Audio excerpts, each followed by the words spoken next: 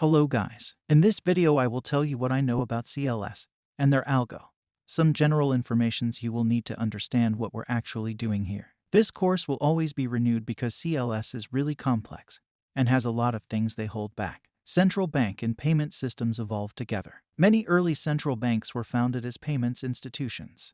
Examples include Barcelona's Tala de Canvi, Genoa's Banco de San Giorgio, Venice's Banco di Rialto, the Bank of Amsterdam, the Bank of Hamburg, and Nuremberg's Banco Publico. While some central banks were initially established as government fiscal agents, most famously the Bank of England in 1694, in most cases these institutions were soon drawn into a payment role. The rise of national central banking in the 19th and 20th centuries did not do away with the old problem of how to move international liquidity. Under the gold standard, in principle, individuals could acquire foreign exchange by redeeming local currency for gold, and then shipping the gold abroad in order to acquire foreign currency. Few did so. Instead, bankers avoided those costs through a variety of financial instruments for interbank transfer, such as bills of exchange and bankers' acceptances. People could no longer redeem gold, and interbank financial instruments became the only method available for transmission. Meanwhile, technological advances rapidly decreased the cost of interbank transfer. Indeed, the most striking empirical regularity in payments is the worldwide increase in payments intensity since 1970. Judged by this metric, the nature of the payments business has changed more during the past 44 years than during the preceding 2 centuries.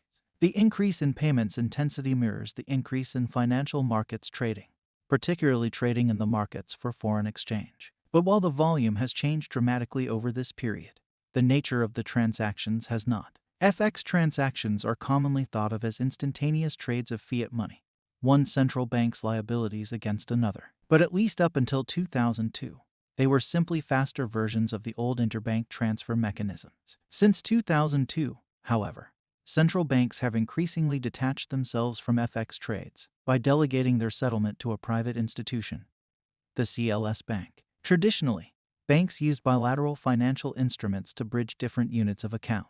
Now CLS can make those connections, and its account transfers replace the instruments. By operating simultaneously in multiple currencies, CLS is able to control risks of settlement in a way that no single central bank could. CLS may be the most unusual financial institution ever established. By day, it is the largest institution on the planet. By night, it hardly exists. It handles about half of the world's foreign exchange transactions, but it is also privately owned and operates with fewer than 500 employees. It was originally designed to do one job: settle international payments, and it does it with extraordinary efficiency. Pressure from the world's central banks more or less forced CLS into existence, but its position leads to extremely thorny policy questions for those same central banks. CLS came into being in 2002 as a result of regulatory dissatisfaction with traditional arrangements for settling foreign exchange transactions.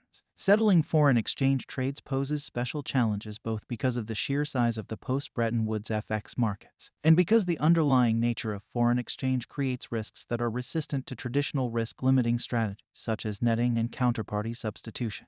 The initial impetus behind CLS was to move the payments used to settle FX trades away from traditional large-value systems, mostly run by central banks, to a specialized institution that could better handle these risks. Although in many cases there is no legal compulsion to use CLS, it has nonetheless enjoyed considerable success. The most recent statistics available on the CLS website indicate that CLS is currently settling a little over $5 trillion daily, or roughly 50% of the world's daily FX turnover. Measured by value transferred, it is the world's largest payment system, surpassing even the largest single currency systems. Payments made through CLS occur as transfers on the books of a limited-purpose U.S.